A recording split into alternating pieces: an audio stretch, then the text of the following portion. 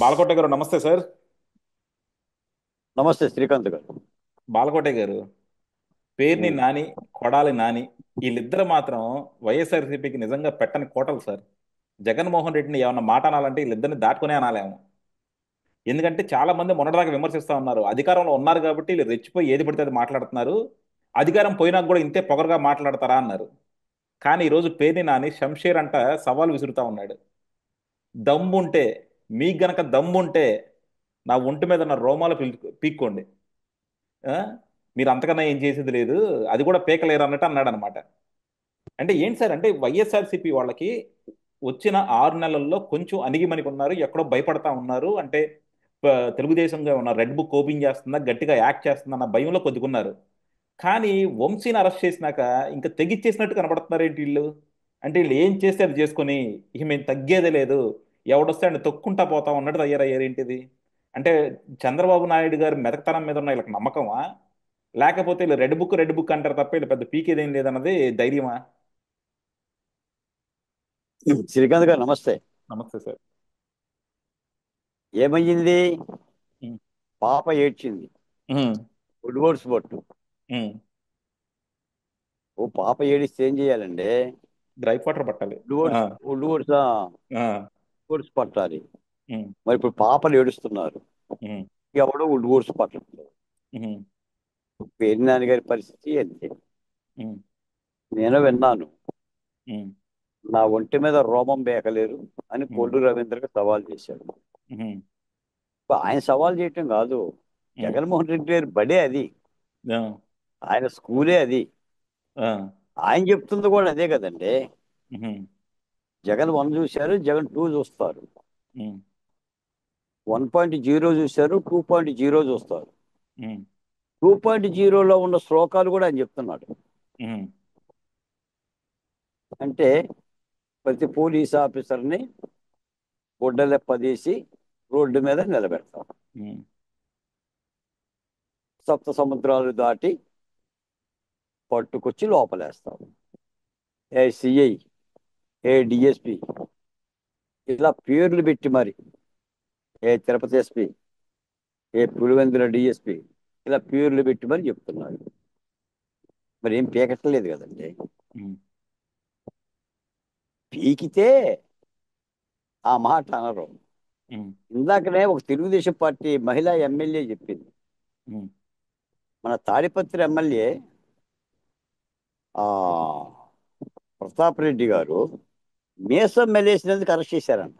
ఉమ్, ఆయన మీసం మెలేసినందుకు press meet పెట్టి పోలీసులు అరెస్ట్ చేసి లోపల జైల్లో పెట్టేశారు.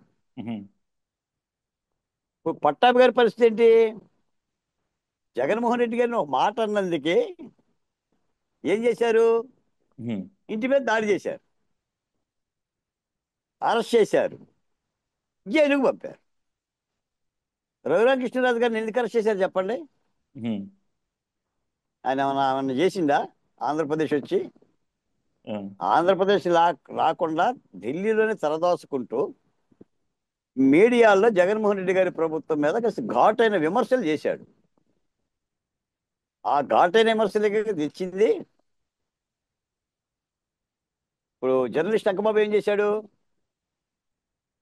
వాట్సాప్లో మెసేజ్ ఫార్వర్డ్ చేశాడు. ఉమ్, రంగనాయకం ఏం చేసింది? వాట్సాప్లో మెసేజ్ పెట్టింది, ప్రభుత్వ వ్యతిరేక మెసేజ్. వీళ్ళందరినీ అరెస్ట్ చేశారు కదండి. ఉమ్. మరి ఇప్పుడు నా రోమం బేకలేరు, పోలీసు చేత సెల్లిట్టు కొట్టిస్తా, గుడ్డలెప్పదీస్తా. మొన్న విడతల రజని కూడా వార్నింగ్ ఇచ్చింది. ఏమని? మేము వస్తాము, మీ అంతు చూస్తాము. ఆహా. ఉమ్, పేర్ని నాని వార్నింగ్ ఇస్తున్నాడు, ఉమ్, కొడాలి నాని కూడా వార్నింగే ఇస్తున్నాడు. మరి కూటమి ప్రభుత్వం ఏం బేకట్లేదు కదా. బేకట్లేదు మనం చెప్పటం కాదండి, అసలు తెలుగుదేశం పార్టీ ఎమ్మెల్యేలే చెప్తున్నారు ఉమ్, మేమేం బేకలేకపోతున్నాం, ఉమ్, మేమేం చేయలేకపోతున్నాం అంటే చెప్తున్నారు. మీకు ఒక మాట చెప్పానా? ఉమ్, ఇప్పుడు ఆ ముంబై నుంచి వచ్చిన కాదంబరి కేసు ఏమైంది? ఉమ్, ఫిష్ మాయమైపోయింది కదా. ఉమ్, కాదంబరే మాయమైపోయింది. వైఎస్ వివేకానంద రెడ్డి హత్య కేసులో వివేకానంద రెడ్డిగా వైఎస్ అవినాష్ రెడ్డి పరిస్థితి ఏంటి? ఉహు, మాయమైపోయింది కదా. ఇప్పుడు ఈ పేర్ని నాని, ఎవరైతే రోమం బేకలేరన్న పేర్ని నాని 7,000 బస్తాల రేషన్ బియ్యం కేసు ఏమైంది? ఉహు, ఏమైంది చెప్పండి? పెనాల్టీ కట్టించారని చెప్పారు. ఆయనది ఏమైంది? ఆయన భార్యది ఏమైంది? ఇప్పుడు ద్వారంపూడి చంద్రశేఖర్ రెడ్డి గారి రేషన్ బియ్యం ఏమైంది? మన కాకినాడ పోర్టులో తల మీద రివాల్వర్ పెట్టిన ప్రాపర్టీస్ రాయించుకున్నారు అన్న కేవీ రావు గారి యొక్క కేసు ఏమైంది? ఉహు, మదనపల్లి ఫైల్ దగ్ధం కేసు ఏమైంది? ఇప్పుడు తెలుగుదేశం పార్టీ గన్నవరం కార్యాలయం మీద దగ్ధం చేసిన కేసు ఏమైంది? ఉహు, 5 కార్లు తగలబెట్టిన కేసు ఏమైంది? పట్టాభి మీద దాడి చేసిన కేసు ఏమైంది? చంద్రబాబు నాయుడు గారి ఇంటి మీదకి వెళ్ళిన జోగి రమేష్ గారి కేసు ఏమైంది? మీకు వల్లభనేని వంశీని అరెస్ట్ చేసింది గన్నవరం కార్యాలయం దగ్ధం కేసు కాదండి. అవును. అది రాజకీయ కేసు కాదు. ఉహు, ఎస్సీ ఎస్టీ అట్రాసిటీ కేసు. అంటే ఉహు, ఒక దళితుడిని కిడ్నాప్ చేసి వాడిని అట్రాసిటీ గురి చేసి బెదిరించాడని దాని మీద 1989 ఎస్సీ అట్రాసిటీ కేసు. అది 10వ తారీఖున జరిగింది. 11 కేసు కట్టారు, 12 అరెస్ట్ చేశారు. అది మా కేసు, రాజకీయ కేసు కాదు అది. ఉహు, ఇందులో అరెస్ట్ చేశారు. ఇందులో అరెస్ట్ చేసి కూడా ఆయన దగ్గర ఉన్న ఫోన్ వదిలేశారు. ఆయన ఫోన్ తీసుకురాలా. ఉహు, ఆయన ఆయన అన్నాడు, వల్లభనేని వంశీ ఇంటికి సిఐ గారు వెళ్ళగానే నాకు అన్ని కేసులకి ముందస్తు బెయిల్ ఉంటాయి, నన్ను నెట్ అరెస్ట్ చేస్తారని అడిగారు. ఉహు, మీ అన్ని కేసులకి ముందస్తు బెయిల్ ఉంటాయండి, కానీ ఇది సత్యవర్ధనం కిడ్నాప్ కేసు, దీనికి లేదు కదా, అందుకని వచ్చామన్నారు. ఉహు, పక్క రూమ్లోకి వెళ్ళిపోయాడు. ఓ 40 నిమిషాలు మీడియా వాళ్ళతో సమాచారం ఇచ్చాడు. వైసీపీ నాయకులకు మాట్లాడాడు. డ్రెస్ చేసుకున్నాడు. ఆ ఫోన్ కూడా ఎవరికో అప్పచెప్పేశాడు. వచ్చి కారులో ఉహు. దీన్ని నేను అరెస్ట్ అనేది. మరి ఇప్పుడు ఆ ఫోన్ కోసం కస్టడీ పిటిషన్. మీకు ఎక్కువ మాట చెప్పానా? ఇప్పుడు వల్లభనేని వంశీ గారు కూడా గన్నవరం కేసులో మళ్ళీ ఏమన్నా అరెస్ట్ చేస్తారేమోనని హైకోర్టులో ముందస్తు బెయిల్ వేశాడు. కింది కోర్టులో ఆయన బెయిల్ వేసుకున్నాడు. ఆయనకి సౌకర్యాలు కలుగజేయాలని ఇంకో బెయిల్ వేసుకున్నాడు. మంచి మంచం ఇవ్వాలని చెప్పేసి బెయిల్ వేసుకున్నాడు. పూలు పళ్ళు ఇవ్వాలని చెప్పేసి బెయిల్ వేసుకున్నాడు. సాయంత్రం మందు ఇవ్వాలని అడగలేదు సార్. సాయంత్రం మందు ఇవ్వాలి. ఇచ్చినా అది కూడా వేసే ఉంటారు. ఆ ఏముందంటున్నా, ఆయన కొద్దిగా హార్ట్ ప్రాబ్లం ఉందని చెప్పారు అంతకుముందు. సో దానికి కావాల్సిన ఏమండి? మెడిసిన్స్ కానీ. ఉమ్, ఎవరు చెప్పారండి? ఉమ్. ఎవరు చెప్పారండి? ఆయనే సార్, ఓ, సర్జరీ చేయించుకున్నా ఉన్నారుగా. ఎవరు చెప్పారు సార్? నీకు హార్ట్ ప్రాబ్లం ఉంటే, నీకు ఆరోగ్యం బాగోపోతే దళితుడిని కిడ్నాపింగ్ చేపిస్తామండి. ఉమ్, ఓ, రౌడీలందరూ చెప్పే మాటలు అదే కదండి. ఉమ్, అత్యాచారం చేసినోడు ఏం చెప్తున్నారు సార్? ఉమ్, నాకు అసలు ఆ మహిళ ఎవరో తెలియదు అంట. ఉమ్, హత్య చేసినోడు ఏం చెప్తాడు సార్? ఉమ్, వైఎస్ వివేకానంద రెడ్డిని హత్య చేస్తే ఏం చెప్పారు సార్? ఉమ్. గుండెపోటు అని చెప్పారు. ఇంకా గట్టిగా అడిగితే ఏం చెప్పారు సార్? చంద్రబాబు నాయుడు మనుషులు చంపారని చెప్పారు. అది గుండెపోటే చంద్రబాబు కదా నాయుడు సార్. మనుషులు కాదు, చంద్రబాబు నాయుడే చంపిండని చెప్పారు. నారాసుర రక్త చేతికి చరిత్ర. కత్తిచ్చారు, ఉమ్, చేతికి కత్తిచ్చారు, పేపర్లో ఫోటో చేశారు. ఉమ్, ఉం? అనకుండా ఎలా ఉంటారండి? ఉమ్, మనం బాధపడటం కాదు. ఇప్పుడు నేను లేపినా, ఒకవేళ నేను లేదు లేదు శ్రీకాంత్ గారు, ఉమ్, కూటమి ప్రభుత్వం అసలు మొత్తం మామూలుగా అసలు భీముడిలాగా మొత్తం గుద్దేస్తుంది, చీల్చేస్తుంది అని చెప్పినా నువ్వు నమ్మవు. ఎందుకంటే ఏమో మాకు అర్థం కావడంలో ఏదో గాడి తప్పినట్టుంది పరిపాలన. ఏం జరుగుతుందో అయోమయంగా ఉంది. కాకపోతే విషయం ఏంటంటే సార్, ఒక ప్రభుత్వానికి 6 మాసాలు 7 మాసాల పరిస్థితుల్లోనే ఇలాంటి వాతావరణం రావటం, ఇన్ని ప్రశ్నలు రావటం అనేది చాలా బాధాకరం. జగన్మోహన్ రెడ్డి గారు ఇస్తున్న ఒక్కొక్క వార్నింగ్కి, ఆయన యొక్క ప్లే గ్రౌండ్కి వైఎస్ఆర్ కాంగ్రెస్ పార్టీలో విపరీతమైన ఉత్సాహం లేదు. వాళ్ళు 6 నెలలకే 11 సీట్లు వచ్చినా కూడా 11 సీట్లను మర్చిపోయి 110 సీట్లు వచ్చినట్టుగా ఇక రాబోయేది మా ప్రభుత్వమే, మళ్ళీ జగన్మోహన్ రెడ్డి ముఖ్యమంత్రి అన్న రేంజ్లో వాళ్ళ పరిస్థితి ఉంది. అక్కడక్కడ తెలుగుదేశం జనసేన కార్యకర్తలు కూడా రేపు మళ్ళీ జగన్ వస్తే, రేపు మళ్ళీ జగన్ వస్తే అనే మాట కూడా వీళ్ళు మాట్లాడుతున్నారు. ఉమ్. నేను ఉదయం మధ్యాహ్నం సాయంత్రం డిబేట్లో ఉంటాను కదా. నా డిబేట్లోనే ఎమ్మెల్యే స్థాయి వ్యక్తులు, తెలుగుదేశం పార్టీ ఎమ్మెల్యేలు, జనసేన పార్టీ ఎమ్మెల్యేలు, మళ్ళీ జగన్ వస్తే 2029లో అనే ప్రశ్న వాళ్ళే చేసుకుంటున్నారు. అంటే 11 సీట్లు వచ్చినోడు ఇంకో మాట కూడా చెప్పానా, జగన్ నేను అసెంబ్లీకి రానున్నాడు. కూటమి ప్రభుత్వంలో ఎమ్మెల్యేలు నాయకులు ఏమంటున్నారు, నువ్వు రా అసెంబ్లీకి, నువ్వు రా అసెంబ్లీకి, నీకు దమ్ముంటే మాట్లాడు, నీకు చేత అయితే మాట్లాడు. ఎవడన్నా అంటాడా సార్? ఉమ్. ఆ? రాకపోతే, అసెంబ్లీకి రాకపోతే నీ నిబంధనల ప్రకారంగా బర్తరఫ్ చెయ్యి, గెంటెయ్యి, రద్దు చెయ్యి, ఆని పిలిపించుకొని తిట్టించుకుంటామంటారు ఏంటంటే. మళ్ళీ జగన్మోహన్ రెడ్డి గారు మళ్ళీ అసెంబ్లీకి వస్తే ఆయన మీ కూడా ఎప్పదిస్తానే అసెంబ్లీలో కూడా అంటాడు, లేదంటే ఎప్పదీసినా ఎప్పి తీసుకుంటాడు. ఆయన ఎప్ప తీసుకుంటాడు, చేసేది ఏముంది అవసరం వస్తే. కాదండి, నేను రానుమోర్రు, నాకు ప్రతిపక్ష హోదా కావాలి, ఆయన ఏదో కోర్టు పోతే ఆయన అసెంబ్లీకి రమ్మని పిలవటం ఇక్కడ బేల్తనం కనిపించట్లేదా? బేల్తనం కనిపించట్లేదండి. ఈ వేవ్ అంతా ఎట్టబోతుంది, వీళ్ళు జగన్మోహన్ రెడ్డి గారిని ప్రమోట్ చేస్తున్నట్టుగా ఉంది, మనం జగన్ చెప్పం వీళ్ళు చేస్తున్నట్టుగా ఉందండి వాతావరణం. ఇప్పుడు మాలాంటి ఉద్యమ నాయకులు ఉన్నారు, 5 ఏళ్ళు చాలా మంది కష్టపడ్డారు, అందరూ రోడ్డు మీదే ఉన్నారు. రాజధాని ఉద్యమంలో కానీ దళితుల ఉద్యమంలో కానీ పోరాడిన శక్తులు ఎక్కడున్నాయి?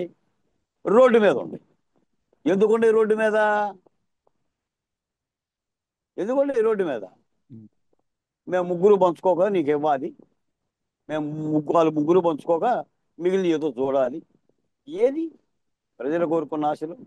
ఇప్పుడు పార్టీలు గెలుస్తాయి, పార్టీలు ఎట్ట గెలుస్తాయి? కూటమి ప్రభుత్వాలు ఎన్నో ఉద్యమాలు జరిగినాయి కాబట్టి ఆ 5 ఏళ్లలో మీరందరూ కూడా రహదారుల మీదకి వచ్చేసి మాలాంటి వాళ్ళు మీలాంటి వాళ్ళు అందరూ పోరాడారు కాబట్టి చేసి కూటమి ప్రభుత్వానికి ఆ విజయం వచ్చింది. మరి ఇప్పుడు పరిస్థితి ఏంటి? చాలా చాలా అంశాలు ఎందుకని నాకు తెలియదు. నేను ఎన్నోసార్లు మీకు చెప్పాను సార్, సన్నని ఒక సామాజిక న్యాయ గీత ఏదో తప్పిందండి. అందుకని పరిపాలనలో ఉప్పు తక్కువలా ఉంది. అలా అని చెప్పేసి ఏదో జరిగిపోతుందని నేనేమో అనను, కానీ ఈ విమర్శలకు మాత్రం కూటమి ప్రభుత్వం పెద్దలు మాత్రం సమాధానం చెప్పాలి. ఎందుకంటే వాళ్ళ తెలుగుదేశం పార్టీ ఎమ్మెల్యేలే ఆవేదన వ్యక్తం చేస్తున్నారు. స్టిల్ మీతో రావడానికి ముందు కూడా టీవీ5 ఏబిఎన్ డిబేట్లలో ఒక ఎమ్మెల్యే మాట్లాడుతుంది, సార్. చాలా బాధాకరమైన విషయం. మీకు ఇంకో మాట కూడా చెప్తాను. ఒక శ్రేయోభిలాష చెప్పాడు, మీకు 2021లో ఉమ్మడి ఆంధ్రప్రదేశ్లో చంద్రబాబు నాయుడు గారు ముఖ్యమంత్రిగా ఉంటే కోడెల శివప్రసాద్ గారు మంత్రిగా ఉన్నాడు. ఆ ప్రభుత్వంలోనే జూలకంటి బ్రహ్మం గారిని అప్పుడు గుంటూరు ఎస్పీ గుండా పిఎస్ఆర్ ఆంజనేయులు గారు సావగొడితే చేతులతో మోసుకెళ్ళారంట.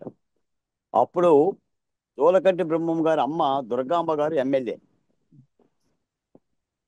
తెలుగుదేశం నాయకుల్ని కౌన్సిలింగ్ పేరు మీద ఈ ఈ సీతారామాంజనేయులు ఆ విధంగా టార్చర్ చేసిందంట. అప్పుడు ప్రభుత్వం చంద్రబాబు నాయుడు గారు ఏమి చర్యలు తీసుకోవాలా, వెరసి ఏమైంది, ఇంతింత ఒట్టిడింత అన్నట్టుగా సీతారామాంజనేయులు గారి ఆధ్వర్యంలోనే చంద్రబాబు నాయుడు గారి అరెస్ట్ జరిగింది మొన్న. అవును. అంతకుముందు గుంటూరు మున్సిపల్ చైర్మన్ గా ఉన్న మరొక నాయకుడు, ఆయన్నే గుంటూరు కమిషనర్ గా ఉన్న ప్రవీణ్ ప్రకాష్ ఈ ఈ యొక్క రోడ్ల విస్తరణ కార్యక్రమంలో భాగంగా అరెస్టే చేసిందంట. ఆయన ఎంత వైకాపా పార్టీకి సేవలు చేశాడో మీకు తెలుసు. చుక్కా ఈశ్వరత్నం అనే ఒక మేయర్ని ఉమ్. ప్రవీణ్ ప్రకాష్ అరెస్ట్ చేసిందంట. అంటే మరి అడ్మినిస్ట్రేషను ప్రభుత్వం మాట వినాలి, మంత్రుల మాట వినాలి, ముఖ్యమంత్రి మాట వినాలి. మరి బరి తెగించి రహదారి మీదే మరి జగన్మోహన్ రెడ్డి గారు అలా సవాళ్ళు విసురుతూ ఉంటుంటే మరి దీన్ని ఎలా అర్థం చేసుకోవాలో, దీనికి ఎలా కంట్రోలో కూడా అర్థం కావడంలా. మరి ప్రజలైతే ఒక్క 5 ఏళ్ళు నిన్నటి వరకు జగన్మోహన్ రెడ్డి గారి యొక్క పరిపాలనలో విధ్వంసం చూశారు కదండి. వాళ్ళ అరాచకాలు, వాళ్ళ మాటలు, దుర్మార్గాలు. మళ్ళీ అవే మాటలు వింటునేసరికినే తెలుగుదేశం కార్యకర్తలు కానీ, లేదా జనసేన కార్యకర్తలు కానీ, లేదా మీలాంటి వాళ్ళు కానీ, నాలాంటి వాళ్ళు కానీ ఆ, ఏం జరుగుతుంది అనే ప్రశ్నతోనే ఉంటున్నాం. అంటే నేను ఎందుకు చెప్తున్నానంటే ఇది మసిపూసి మామిడికాయ చెప్పడం అనేది మీలాంటి నాలాంటి వాళ్ళకి చేత కాక, లేకపోతే మరి 7,000 బస్తాలను విక్రయించుకొని రేషన్ బియ్యం నమ్ముకున్న పేర్ని నాని గారు నా రోమం బేకలేవు అని మాట్లాడుతుందంటే, మరి కొల్లు రవీంద్ర అనే మంత్రిని ఏంటి పరిస్థితి? ఏంటి? ఎవరు ఎవరు పాలిస్తున్నారు? ఆ? ఏ ప్రభుత్వం వచ్చిందని ప్రశ్నలు రావట్లా? ఇవన్నీ కూడా సమాధానం చెప్పుకోవాలి కూటమి ప్రభుత్వమే. అందుకని నేను యా. నేను ఒక మాట చెప్పాను సార్. నేను ఒక మాట చెప్తున్నాను. బండికి 2 చక్రాలు ఉంటాయండి. ఉమ్. ఒకటి అభివృద్ధి, 2 శాంతి భద్రతలు. మనం ఒక చక్రం తిప్పితే బండి పోదండి. 2 చక్రాలు తిప్పాలి. అభివృద్ధి చక్రం తిప్పాలి. అభివృద్ధితో పాటు శాంతి భద్రత చక్రం కూడా తిప్పాలి. ఈ శాంతి భద్రతలు అనే అంశం చాలా ప్రధానమైన అంశం. అభివృద్ధి దశల వారీగా సుదీర్ఘంగా జరిగేది అభివృద్ధి. కానీ శాంతి భద్రత అనేది ఒక రాష్ట్రంలో తప్పనిసరిగా ప్రజల్ని ఆలోచింపజేస్తుంది. మరి ఆ దిశగా కూడా ప్రభుత్వ పెద్దలు చూడాలి. ఇంకో మాట కూడా ఏంటంటే సార్, మొన్న వల్లభనేని వంశీ కూడా కిడ్నాప్ చేసింది దళితుడినండి. అంటే కూటమి ప్రభుత్వంలోనే ఒక దళితుడిని కిడ్నాప్ చేసి పెట్టిన దాంట్లో కేసుని అఫిడవిట్ ద్వారా కోర్టు నుంచి విత్డ్రా చేయించుకొని క్యాష్ పిటిషన్ వేసుకొని అసలు కేసే లేకుండా చేద్దామని ఆలోచన చేసిందంటే మరి దాన్ని ఎలా పరిగణ చేసుకోవాలి?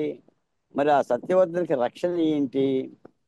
మరి మాలాంటి వాళ్ళకు కూడా, మరి మేము జగన్మోహన్ రెడ్డి గారి మీద మేము కూడా మాట్లాడుతున్నాం, మరి మాలాంటి భద్రత ఏంటి?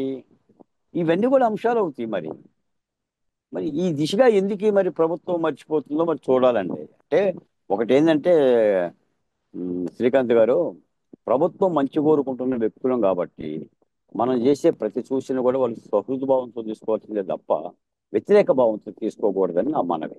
ఎందుకంటే ఈ ప్రభుత్వం రావటంలో మనం భాగస్వామ్యం అయ్యామనే మాటను వాళ్ళు మాత్రం మర్చిపోకూడదు.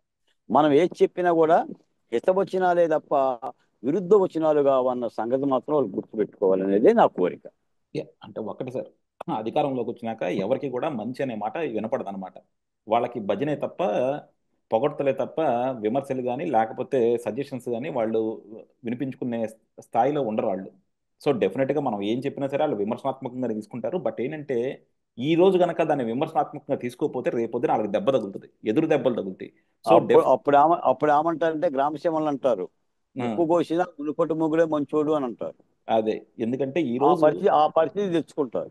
అదే ఈ రోజు ఆల్రెడీ కొంచెం ప్రజల ఆలోచన మారుతా ఉంది. వైఎస్ఆర్సీపీ వాళ్ళు కూడా విపరీతంగా సోషల్ మీడియాలో కానీ ప్రజల్లో కానీ ఫేక్ మెసేజెస్ కానీ ఫేక్ ప్రచారాలతో మాత్రం చాలా దారుణంగా ఆ, హోరెత్తిస్తున్నారు. ఇది కనుక నిలువరించుకోకపోతే దీని మీద తగు విధంగా రియాక్ట్ అవ్వకపోతే మాత్రం వాళ్ళకి చాలా దెబ్బ. సో డెఫినెట్గా తెలుగుదేశానికి సంబంధించిన వాళ్ళు కానీ లేకపోతే తెలుగుదేశం సానుభూతి పనులు కానీ జరుగుతున్న విషయాల మీద విడమర్చి చెప్పే సామర్థ్యం ఉన్న వాళ్ళందరినీ కానీ వాళ్ళు వాడుకోవాలి.